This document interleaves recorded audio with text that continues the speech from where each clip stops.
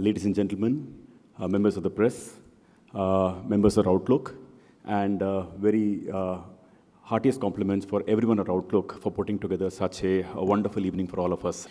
Now, the subject given to me today was to talk about slowdown.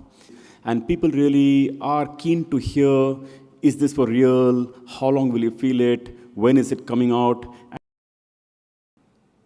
I actually wanted to share just two perspectives as to what I believe is causing today's slowdown over the last maybe 5 or 6 months.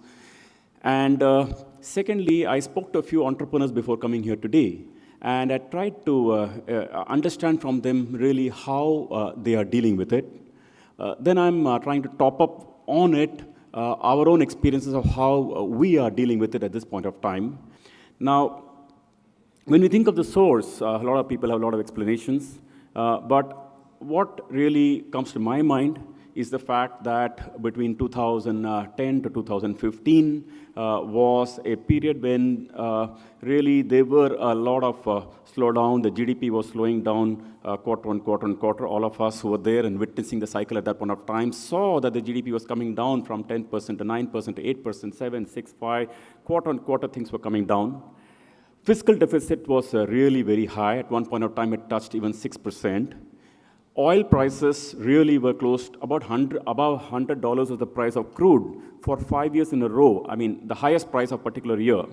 So, that sort of a fiscal deficit, and inflation was very high. In fact, it was 9 to 10% for 3 or 4 years. So in the midst of all this, there was a huge credit growth as well, and largely to corporate credit, let me say, building roads, infrastructure, power companies. We know the names of companies. We know the 2G scam accused companies, coal scam accused companies. In the midst of such a high inflation, high fiscal deficit, and a slowing economic activity, that sort of a huge infusion of credit growth happened, particularly in the corporate side. That sort of the cycle played itself out between 2015 to 2020 when the AQR was announced. And I think so most public sector banks had significant losses to take, some private sector banks as well. And 8 lakh crore rupees, and that's not a small sum, 8 lakh crore rupees was written off by state-owned banks in this period. When I think of that number, I really think instead of writing off 8 lakh crore rupees, the loans given, let me say, in the prior period of 5, 6 years, if that amount of money had not been written off, and that amount of money was invested in either roads or infrastructure or growth and so on and so forth, we would be smiling at a very different economy today. So one thing is certain, that in the financial services, every issue comes with a lag. And I do not think we should ignore the excesses of 2010 to 15, for which as a nation we paid a price. That's one. The second part of the slowdown of the economy, as I understand it, is the fact that as a nation we are transforming from being a high parallel economy to being a more disclosed economy, or a white economy, as they say. Now, every transition brings with it its pain. So obviously GST has been one part of the story, demonetization was the other. But if you go back in time and see the 1991 story, initially a lot of Indian manufacturers lobbied against it. They said, so hard, so difficult, why should the foreigners come here, etc. But as it played out, the ones, of course, some died, but the ones who survived, then the larger Indian economy became more vibrant. So seeing in that light, either this portion, the first part of the story I talked about, writing off 8 lakh crores, of course, is regrettable. I don't think there is any positive upside of that. I can't think of any. But at least the second part of it, what we've been going through in terms of converting it to a more formal economy, will pay off, will start with the J-curve. In fact, there's a book called J-curve, which actually talks about the initial negative impacts of any reform, but then the positives are up and away for many, many years to come. So hopefully this second part we talked about, we will see many more benefits in the years to come, and all of us who will be in this country and grow over the next 10, 20 years will see the benefits of having a developed economy with a more formal economy and so on. Let's talk about the slowdown itself. Now, if we say there is a slowdown, some are affected, some are not affected. And before coming here, I tried to think to myself, saying that what is it that within the same period of slowdown, some NBFCs are smiling and saying life is good, and some of them are struggling. Some banks are saying, okay, we have a problem, and some banks are saying we don't have a problem. Some entrepreneurs are saying we have a problem, some to say they don't, within the same sector. Which means, therefore, that those who are at this point of time during the slowdown managing to conduct themselves well and run good businesses, they must have done something different than those of the others. And I tried to think hard about what is it that was causing this difference. So when you think of NBFCs, of course, if you think of the large NBFCs who are largely really well capitalized in good times, they were raising equity at the right times, were running good corporate governance, were running into more retail financing businesses. You see, even today, after slowdown, they're still growing by 25%. You see the NBFCs who were into real estate financing, and that too, I don't mean real estate like real estate houses. I mean really developing financing developers and large, chunky exposures as compared to their net worth, and were running asset liability mismatches, and were not raising capital. Of course, they are facing a trouble today. At Capital First, let me just tell you the company which I was associated with before merging it with IDFC Bank to make it IDFC First Bank now.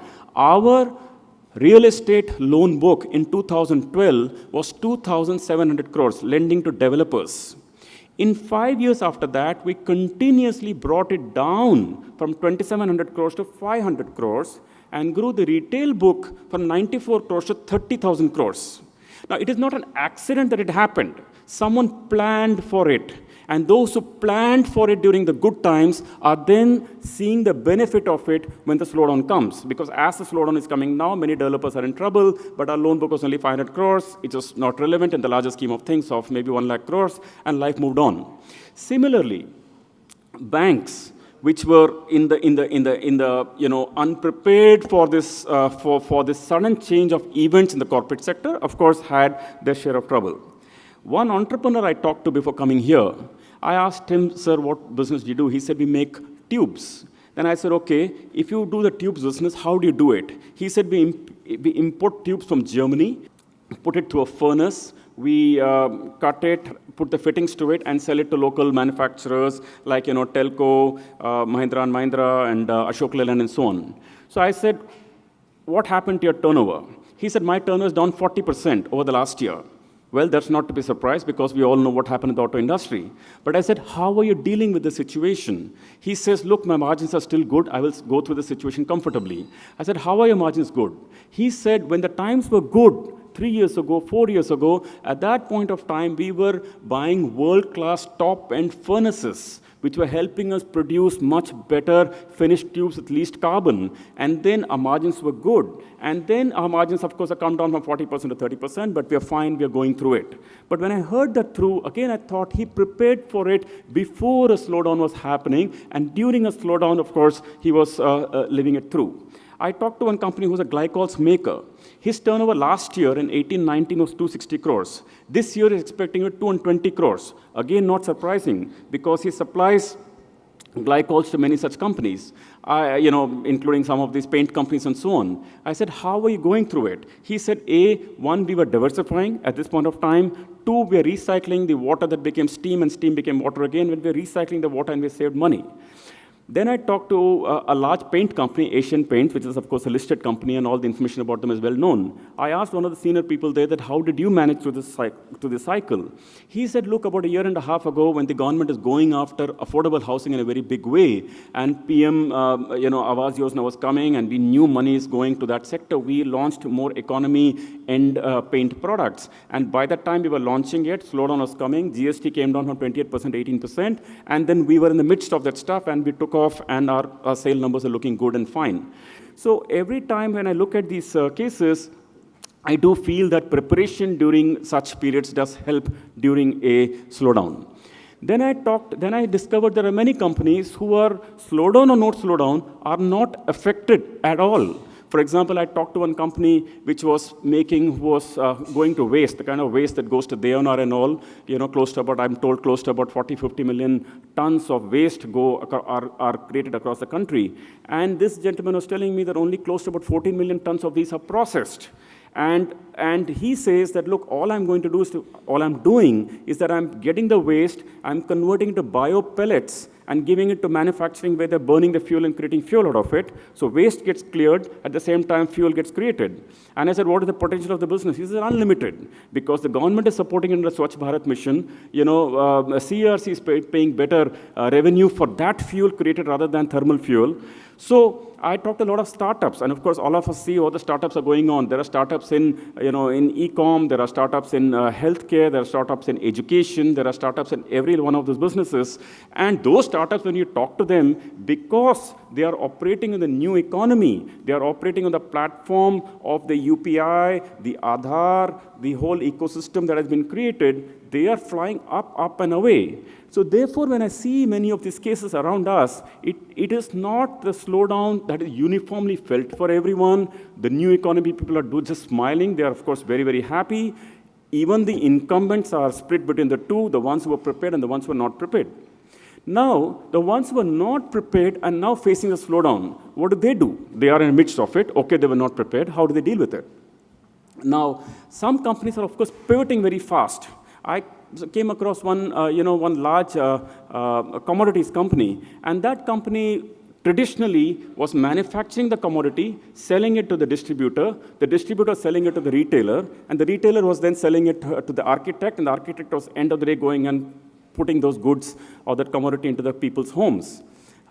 Think of it like paints and cements and stuff like that. Now, I said, okay, how are you transforming? He said something very interesting.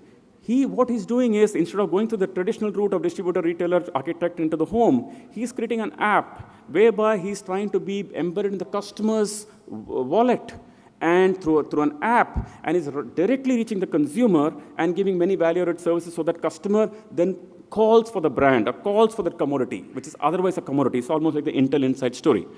Again, so this is a case of company which is a commodity company is now becoming a consumer company from B2B to B2C, and that is a transformation.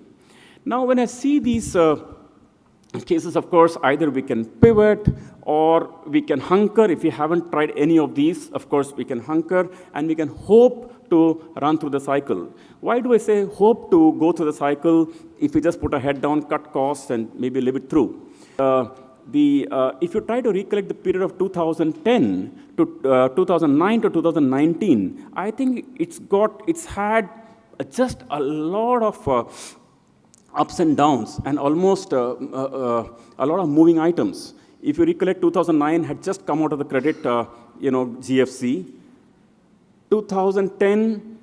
For some reason, the GDP soared back to something like 10%, and all of us started feeling that, look, India's invincible, and we're back to the growth, and India's destined for growth. It didn't play out like that. Then we know how the fiscal deficit, all that played out. So 2010, 11, 12, 13, 14 was all pretty difficult things, I think. High inflation, high fiscal deficit, scams, 2G scams, coal scam. We've heard every problem at that point of time, and it is structurally a big problem for many of us. 2013, MSF rates went up by 300 basis points in one day. 2014, there was an election. 2016 was demonetization, which changed a lot of things. 2017 was GST implementation, which changed a lot of things.